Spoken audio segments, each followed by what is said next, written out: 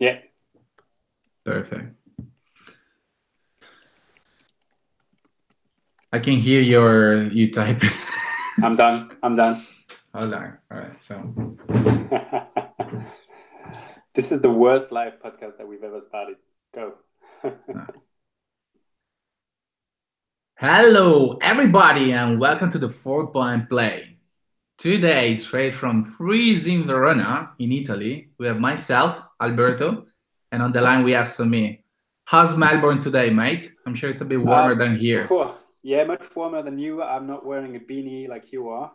Yeah, I'm in t-shirt, and I feel that I could open all the windows in the house. It's pretty warm, but to be honest, summer hasn't really started in Melbourne, so I'm looking forward to hopefully the Christmas break and a real summer starting here.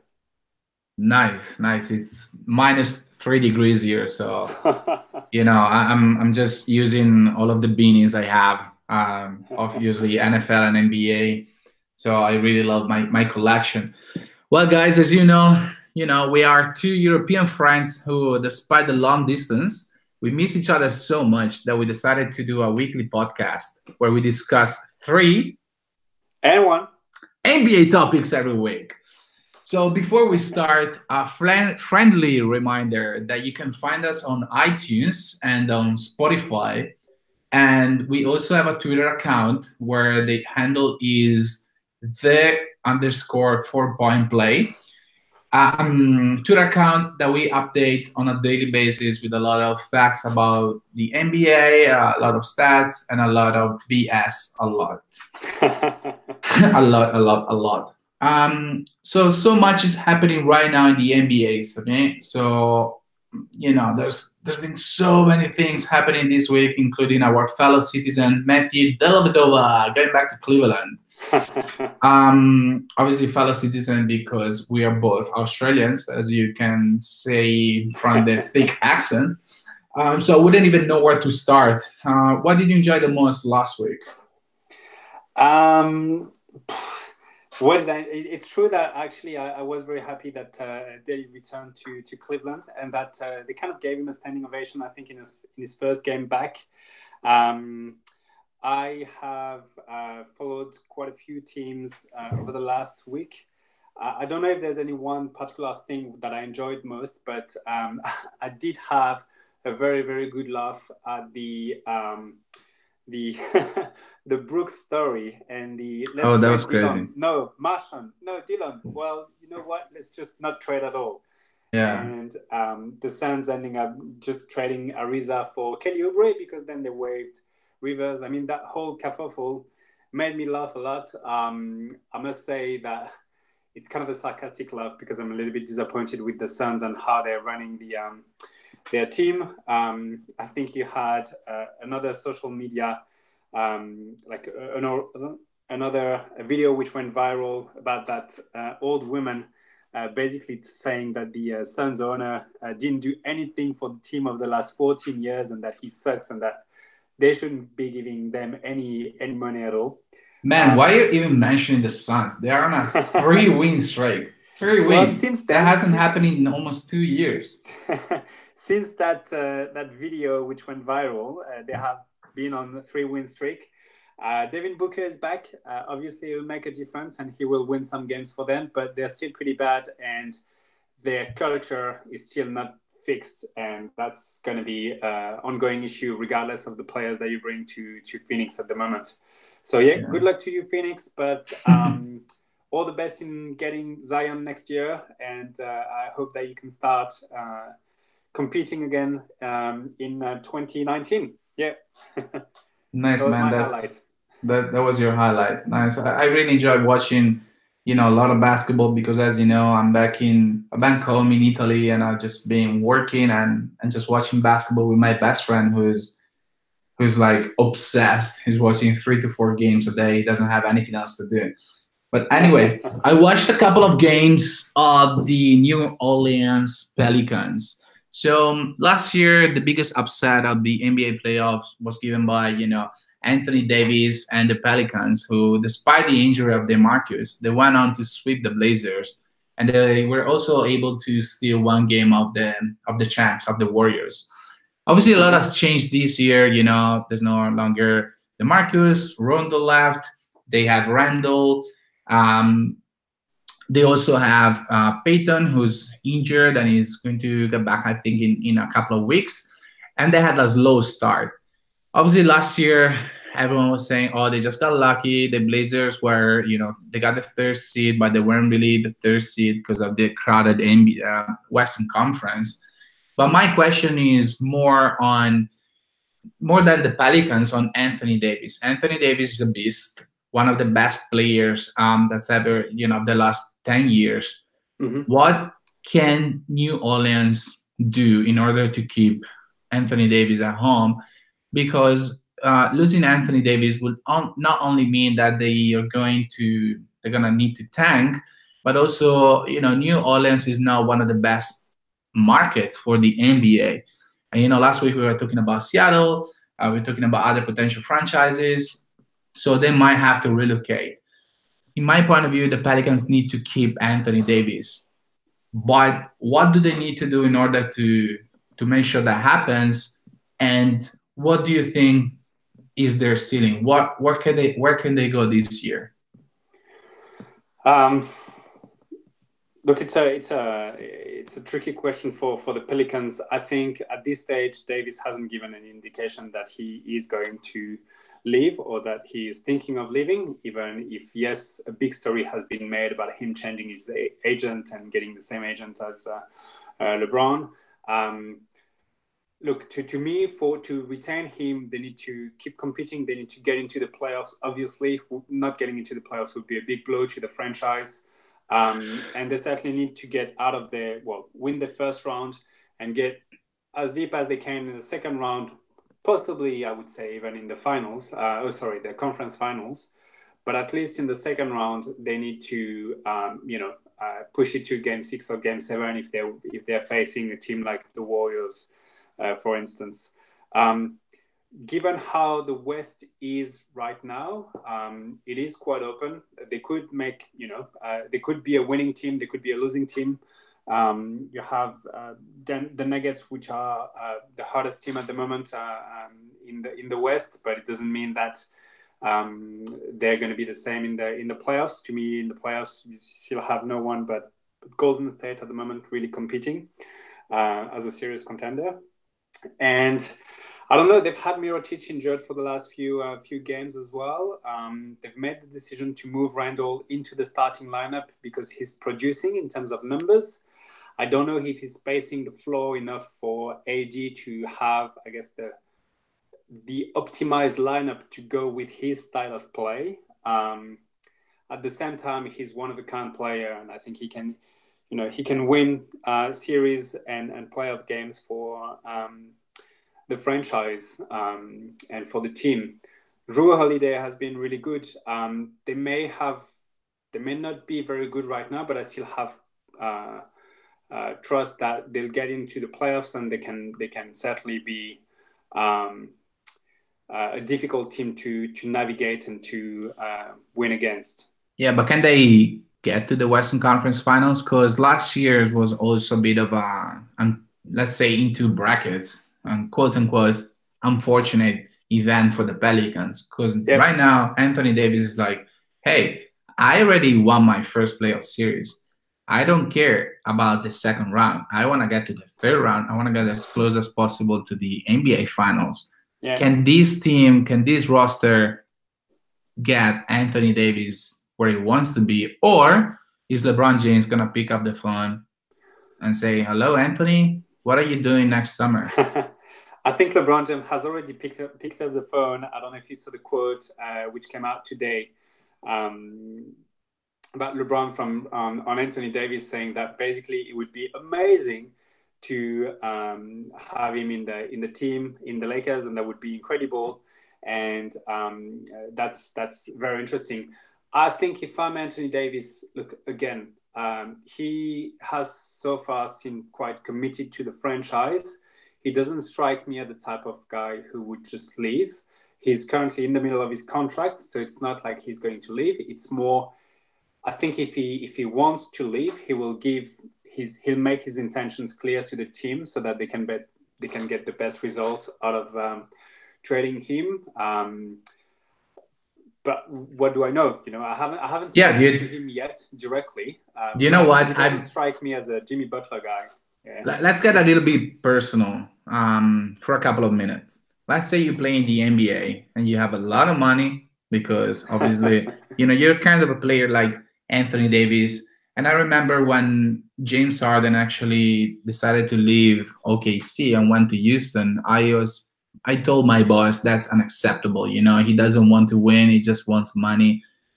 And at the end, he was right. Like he was the one going to the Western Conference Finals, was the one taking the Warriors to the 7th game. What would you do if you were an NBA player? Would you go for the money or would you want to win? I think you do both. And I think Anthony Davis wants to be in the best position to do both. I don't think you have to compromise one or the other. We're talking a lot of money. He's eligible for Supermax extension afterwards with the Pelicans, which would be even a lot more money. And I think at some stage, these guys have to work like they're a company, and they're worth a lot of money, and they need to make the right business decision. Even if as an individual player you want to win, it's still a lot of money. Now, basically the question that you ask yourself is the team that I'm currently on, or which is offering me that contract, going to be best placed for me to win championships, or at least a championship, or possibly multiple championships, or at least have a chance to compete every year. All right. Again, the West is wide open right now. Apart from the Warriors, and you're one injury away to the Warriors from saying, well, that's it. It's anyone's stake right now to make it to the playoffs, so to the finals. So I think you continue on this year and you reevaluate at the end of the year. I agree with you. Me personally, I don't think that New Orleans is going anywhere. I think that Anthony Davis is just gonna get more and more resentful towards the Pelicans, and he's going to leave, and the Pelicans obviously needs to hurry up because they need to start probably next year. They need to start talking to a few teams and see what's the best package they can get. The Pelicans, as I said, right now they are out of the playoffs, so that takes me to the second topics, because we are now a third of the way through the NBA season. The Eastern Conference seems quite heavy, at the top with Toronto, Milwaukee, and Boston. And on the other hand, the Western Conference is a mess, man. It's a mess of above average teams, with Phoenix being the only truly terrible team. And also, you retweeted, this article by Bill Simmons. They were actually and specifically talking about Sacramento and Dallas. They've been very surprising this season. But at the same time, Sacramento had the 6th toughest schedule in the league, and Dallas holds sole possession of the easiest schedule in the league up to date. So and also thinking about last year, what happened with Utah. Utah had an amazing streak in January and February. And my question to you is, who are the two teams that right now are not impressing that much, but are going to impress? And who are the two teams that at the end of the season, in mid-April, you're gonna say, "Wow, that was disappointing"? Interesting. Teams which are not impressing right now, which are going to impress. I have to put the Rockets in there. I still believe that they're going to turn it around. You cannot go from one season where you're basically, competing toe-to-toe with the defending champ and certainly pushing the Warriors all the way to Game 7 to not making the playoffs the year after yes, they have changed some of their core players, but they haven't changed their top players. So I still believe that they're going to find a way to turn it around. James Harden is already on James Harden mode. playoff mode and going crazy, bonkers, scoring 50 points, triple double, close to quadruple double with the turnovers. So, and they won 4 straight. So I think that Houston is going to be a team, which may finish in the top 4 in the West. I don't know, but I would say, that would be my take. And we're going to say, oh, well, we didn't have any reason to worry early in the season. Another team which is going to be like that, it's interesting because I think that in a way, to me, Boston has been kind of disappointing. I know that they went on a 5 or 6 or 7 win streak just before, but they haven't been the offensive machine that we thought they were going to be. And I still think that they have a ceiling that they can reach to turn things around and get to a place where they're really going to demonstrate why everyone was so high on them over during the off season. So Houston and Boston in the East. Nice. Houston and Boston, yeah. In terms of the teams which are good right now, and at the end of the season we'll say, well, that was kind of a failure. Unfortunately, yes, I would say Dallas. I think that they've had a nice run to start with, but I don't know if they're going to be able to sustain this.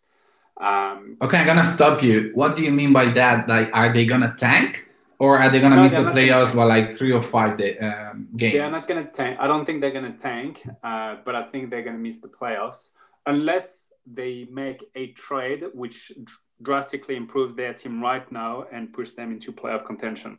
I mentioned this before. I don't know if it was on the podcast or online, but I do believe that they have a good team, but they need to trade some assets and bring someone back who will make a difference to put them in the playoffs. You can't.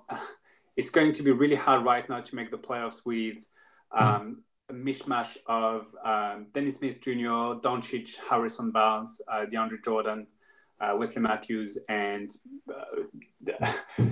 Dinosaur Dirk. But pretty much you're saying that would be a disappointment because, and if you say that would be a disappointment, it means that right now you believe they actually have the potential to go to the playoffs. I believe that right now they're a positive surprise. So right now they're a good surprise, but I think by the end of the season we'll say they're a disappointment if we compare to today.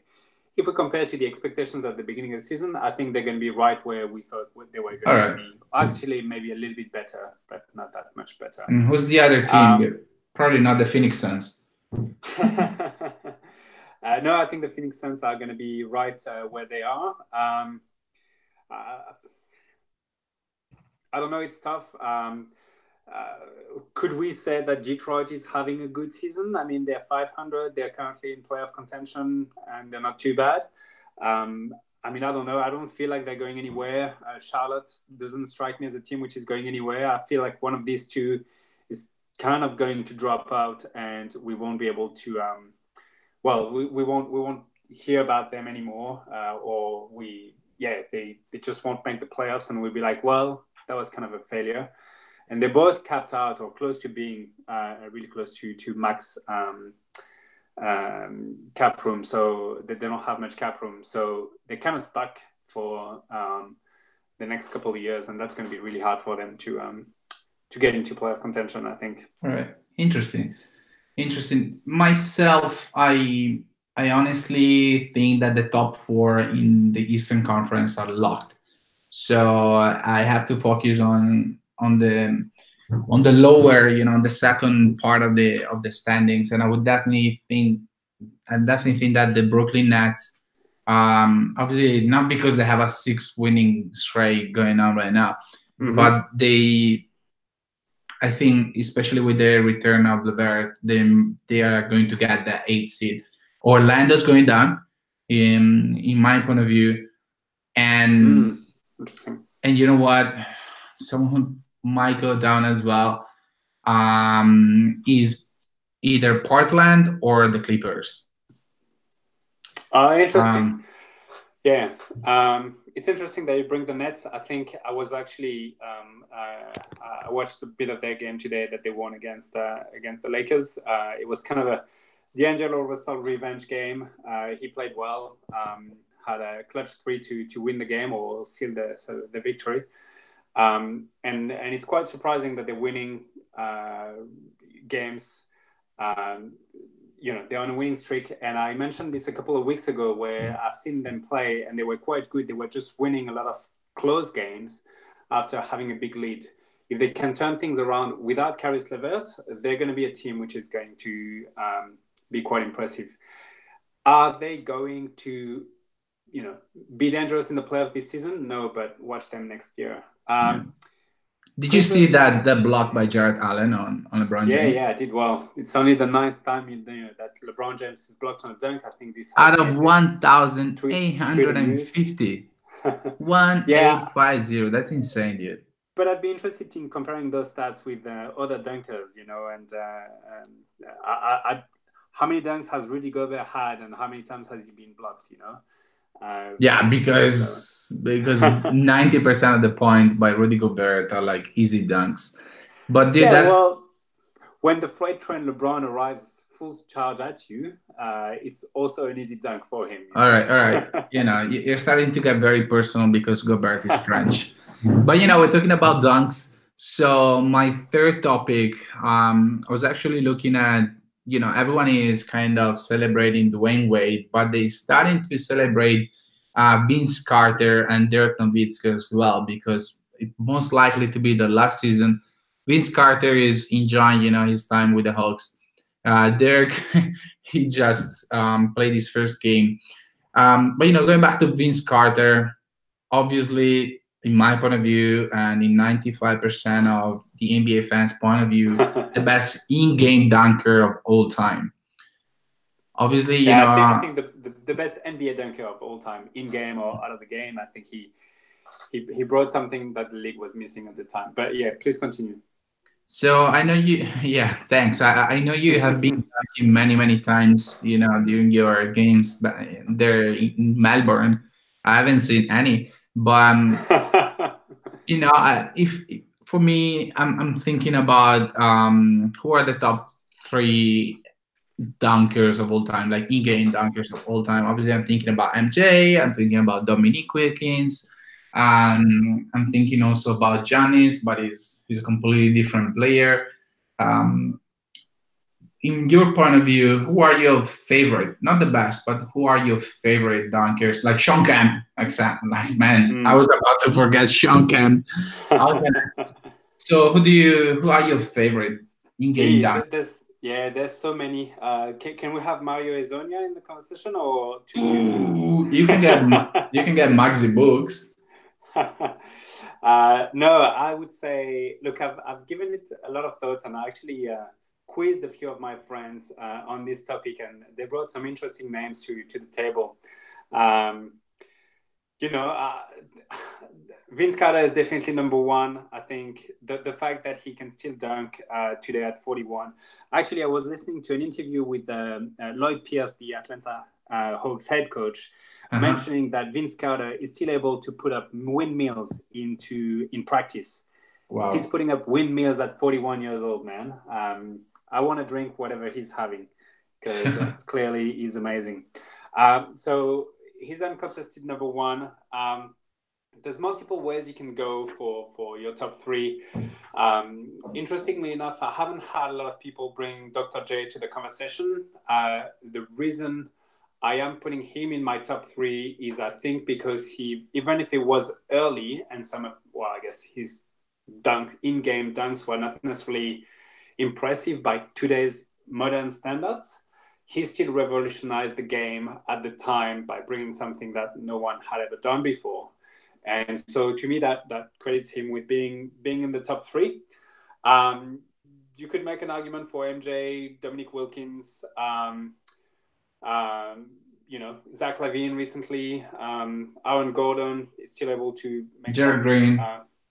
Great games right now, Joel Green. But interestingly, and that's one of my friends who mentioned that, and I'm kind of going to steal his pick on that. But Big Shaq would be in my top 3 as well. He is not a sexy dunker, but man, was he massively powerful in his dunks in game, and you knew that in terms of entertaining value, you were always going to be served with big in-game dunks by Shaq on other players, making them look ridicule and minuscule, while this monster truck is basically crashing on you. That's because on he's the got a basketball. massive ass and he's able to push all of the other Yeah, players. yeah. I still remember, some of his coast to coast drives. I mean, in a way, he was he was LeBron James before LeBron James, and the freight train when he was going coast to coast, no one could stop him. So I don't know why they didn't do that more often with him playing point. Probably because he wasn't very popular at the time, but they should have. Okay, fair enough. For me, it was actually Kobe Bryant as well. Is a name that you didn't mention. No, I didn't. And I'm a big Kobe fan, but I didn't. But nice, man, nice. So as usual, I don't even know how, but I made a 3-point shot, but I got fouled. So you got the fourth question. You got the fourth topic of the week. Thank you. Bringing me to the free throw line with a free throw line shooter who's, I guess, has been not that great over the last few games. But I'm going to discuss again about, I guess, the Pelicans in a way, or circling back to the conversation we had on Anthony Davis and bring back LeBron. So LeBron came out today after his loss with the Lakers in Brooklyn, and I had two interesting comments. The first one I've already mentioned, basically responding to a question about getting Anthony Davis, where he said, "Well, that would be amazing, duh," and that would be incredible to have a player like him in the team. He's played with him before in the All-Star game, and I'm sure in a few pickup games as well, so he knows what he would be getting. And he also had a similar comment about Melo, basically saying, well, I've always wanted to play with Melo. A few things would need to be worked out on both sides to get him on the team and blah, blah, blah. So we're basically back to what we have had in the last few years, which is the GM LeBron mode, where LeBron gets to not necessarily make executive decisions, but certainly put a big pressure on the team to make moves so that it fits his roster. My question to you is GM LeBron a good thing or a bad thing for the Lakers at the moment? My question to you, back to you, is Michael Jordan a good GM/president or not? I think for Charlotte? For Charlotte. I think that LeBron is an amazing basketball player, but also LeBron has ruined indirectly, but also very directly, a team like Cleveland. With the trade, last year they just went for it, and because it was LeBron's last year, they had to make him happy. And look at where they are right now. They actually traded with the Los Angeles Lakers, and LeBron went to the Lakers. I think that LeBron should just stick to playing. He's great, probably the best basketball player right now in the world. What he should do is he should just help Magic Johnson with PR. And I don't like LeBron as a GM because he's also very young to be a GM. You need to know a lot of ins and outs of the NBA to be a really good GM. And I think that while LeBron knows the game very well, and also is a great basketball player, he shouldn't be a GM. There's way too many information that he needs to know in order to lead a team from a managerial point of view. So Anthony Davis is definitely the player that they want. Also, because we're not LeBron, so we don't know what the rumors are. According to LeBron, he might already know that Kawhi is already staying in Toronto, that he wants to go to the Clippers. That's why he's very smart, and he's planting his seeds towards those players that are most likely to eventually go to to the Lakers. And Anthony Davis is a fantastic player. Yeah. As you said, that would be incredible, unbelievable to play with him, certainly. But also you need to know that, and I'm done with this, like, not everyone wants to play with LeBron. Yeah, Kevin Durant recently said the environment surrounding LeBron James is toxic. Like, potential free agents shy away from the Lakers because everything is because of the attention, the focus upon LeBron James. And not everyone wants to spend 3 or 4 years while LeBron is going to be 35, 36, 37, or 38 and still being the biggest star. Who knows? Maybe he will have he won't be able to actually give another star the biggest position in the franchise. Who knows? Yeah, look, to a certain extent, I agree with your comments on this part. I do think that GM LeBron certainly puts a big pressure on the team to make those moves. The challenge that you have as an actual GM, if you're Magic Johnson and Rob Pelinka, the challenge that you're going to have is that if you don't do these moves, then you may, to a certain extent, upset your franchise player, and he's not going to be happy that you didn't make the move. So you have to tread carefully and ensure that he is also happy with the decisions that you make, whether you trade for a player or whether you get that player or you don't get that player.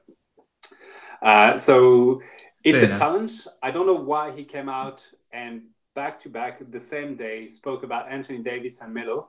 The other, I guess, conspiracy theory, is that he already knows that this is currently in discussion, and he's just basically ensuring that things move forward as per maybe his discussion with Magic Johnson earlier that week or something like that. So it'll be interesting to see what happens. It's interesting that he waited until the trade season is officially open to make those comments.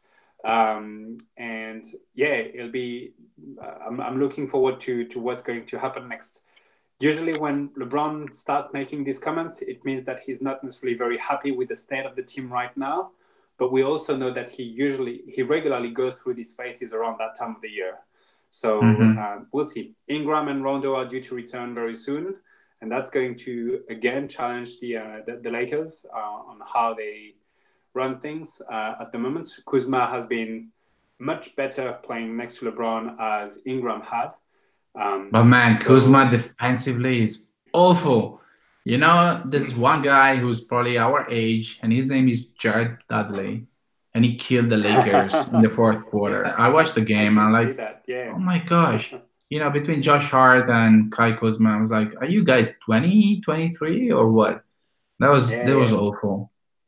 Still, he still plays better next to LeBron than Ingram at the moment. Not saying that it will be the case the whole season, but it's interesting. I think it's very interesting that LeBron came out and said these things today. So it's smart. That's what I wanted to discuss on my free throw line shot, which I clearly made. Nice, man. Good on you. Good on you.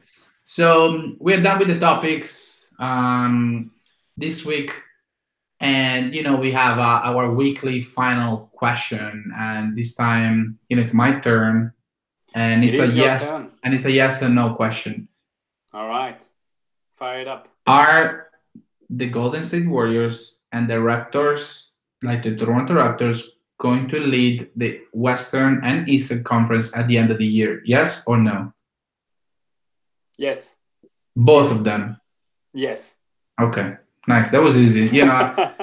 Man, it's Christmas. We're getting I was trying to be. You keep giving me easy wins. Come on.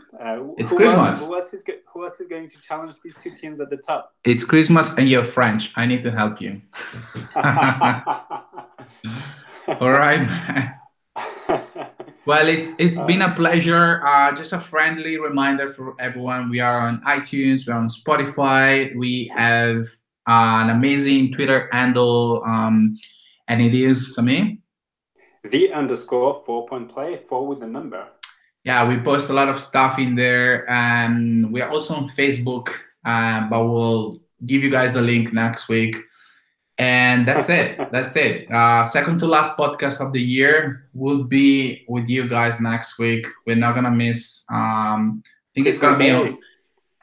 on. I think it's gonna be Boxing Day. So Yes, but yeah. I think So technically it's going to be the Christmas Day games that we're going oh to yeah, definitely, definitely. talking about. So good luck with your Christmas lunch, because me personally I'm just gonna have Christmas lunch, and then I'm just gonna sit on the couch full of Italian food and just gonna watch 5 NBA games.